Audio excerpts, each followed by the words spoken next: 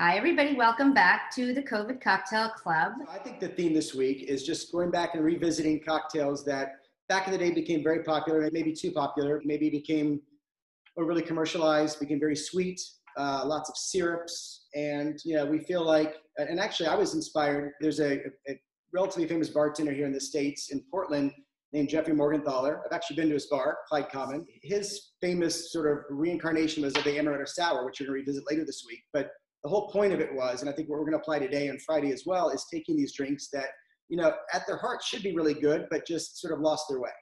And repurposing those cocktails, maybe even adding a twist here or there, always using fresh ingredients like we always do at the CCC, and just kind of revisiting an old classic. I wouldn't say old classic, but I think your use of the term over-commercialized is sort of key there. I think once things get too popular, then they start selling kits and this and that, and it gets like over sugary and disgusting. So today's drink is light and refreshing and good for a really hot day, which we are in store for here. But we're also going to share with you some ways of tweaking it. So you can leave it at its base and it's still fine. Or if you've got some things laying around, I feel like a lot of times, a lot of you guys are emailing me and texting me and saying, I've got a bottle of blah, blah, blah. What do I do with it? And this is a great cocktail for a lot of those things, because at its heart, it's a sour and it's fairly neutral. And then you throw in a little liqueur, little this, little of that, and you totally change the way that this drink goes. So we're making today a lemon drop. Not disgusting shots that you're at a bachelorette party and you're like, shot, shot, shot, shot.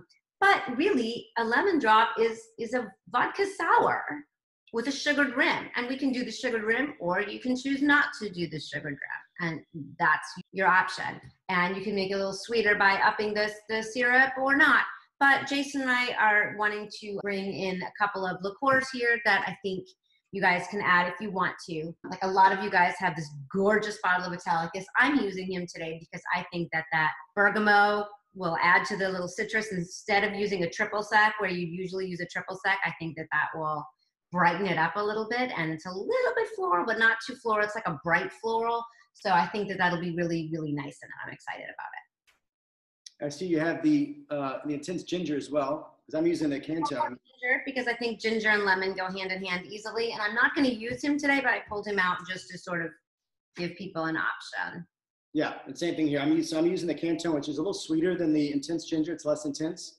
And then Saint Germain, I don't know if you already mentioned it, but if you don't have Italicus, another sort of cousin to the Italicus, it's a little sweeter version, and I think even more floral, is the elderflower, the Saint Germain.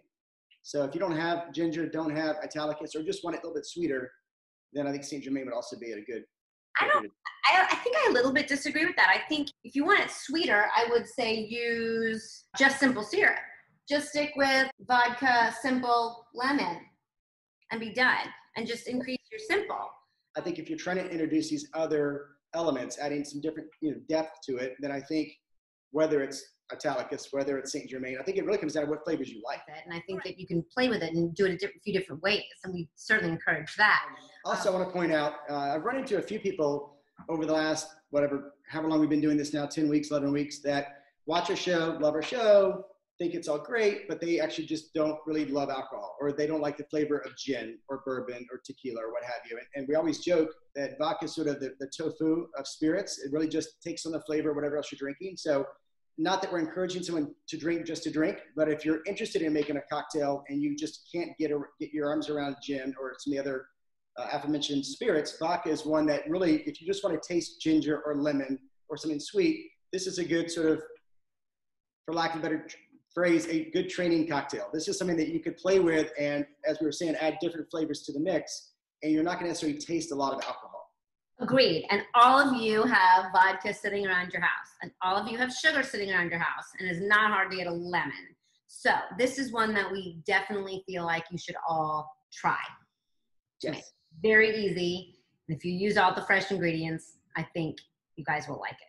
Shall we? So we're going to start with 1.5 ounces of vodka. Like most of the recipes that we talk about, guys, if you look up recipes online, you're going to find different versions of the same cocktail, even the same ingredients, but different ratios. This particular one that we're doing has a little bit less simple. than some of the others because I want mine to be a little more tart. So it's 1.5 ounces of vodka, 3/4 ounces of lemon.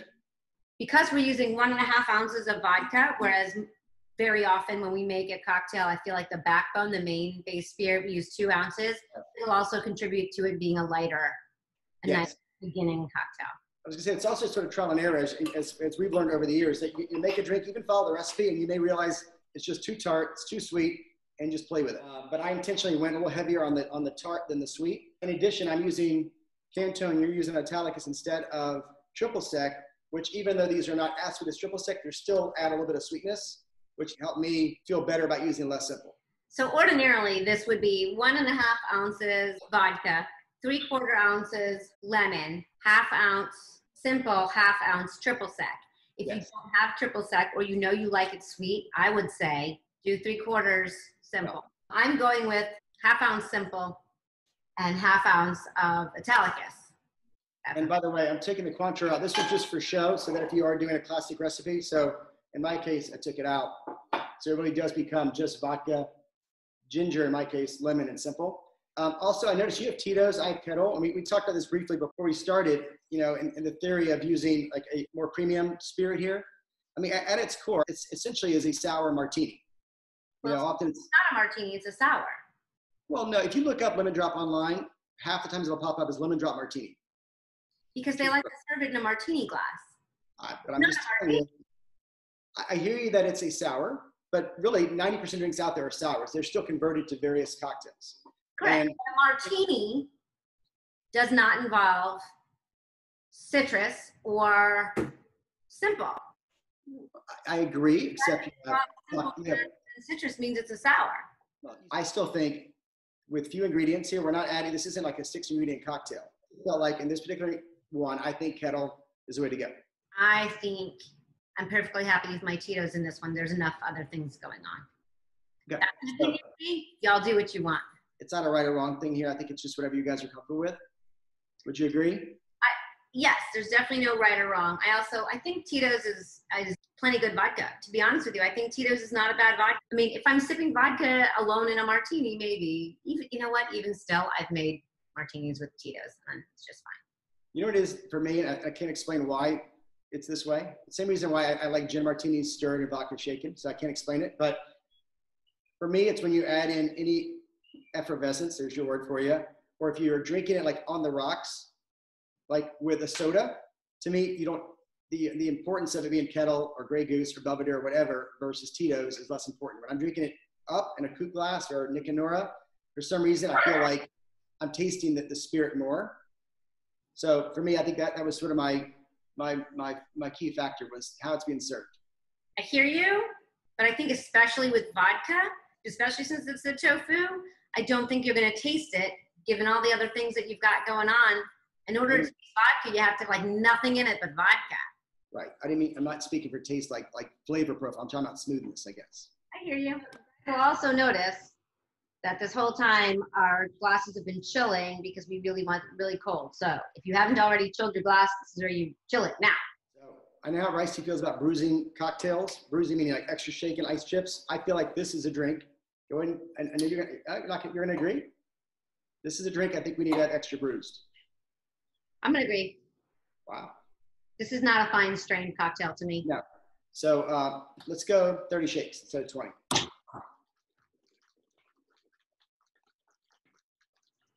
You already smell it's very bright and citrusy. I like it. Okay, traditionally a lemon drop always has a sugar rim, and I happen to have this sugar stuff floating around, so I'm going to use it. If you have regular sugar, you can do that. If you don't want it sweet and you want no sugar, that is also fine. I'm going to rim it. I'm just going to really quickly get some citrus on the rim because that'll help it adhere really nicely. I'm just going to use the tin here. You can also use a coaster or a saucer or a plate or whatever the hell you have laying around. It's very pretty. And guys, you know, intentionally, we talked about this, but intentionally we did not rim that glass up front. Maybe we normally would, but because we wanted to chill longer, the fear was if you let it chill and then you pour the ice out, part of the sugar would come off. So this was done intentionally at the end. Strain it out. I was trying to figure out what I wanted to garnish with, and I realized I had these guys from TJ's laying around. If you guys Get over there. They have like dehydrated oranges. They have dehydrated lemons. All sorts of things that you can use in a pinch to garnish your drinks. Ta-da! My lemon drop. So we hope you guys like this sort of revisiting of an old, I'm still going to call these classics. They're not classics like Negronis, classics like martinis and what have you. But you know what? These are sort of like 70s, 80s classics, right? It's sort of like 80s music. It's still classic, even though it's not 60s or 70s music. Okay. Does that work? Okay. I think one of the drinks at the end of the week is sort of a kitschy classic.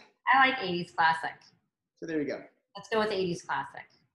This is the Culture Club, the Duran Duran of classic cocktails. Okay. Are you too young for that? I don't know, just saying. On Wednesday, we are revisiting another 70s, 80-ish classic. It's an amaretto sour, but with a twist. We would not do anything without doing a twist, right, guys? So I'm actually really excited about this one.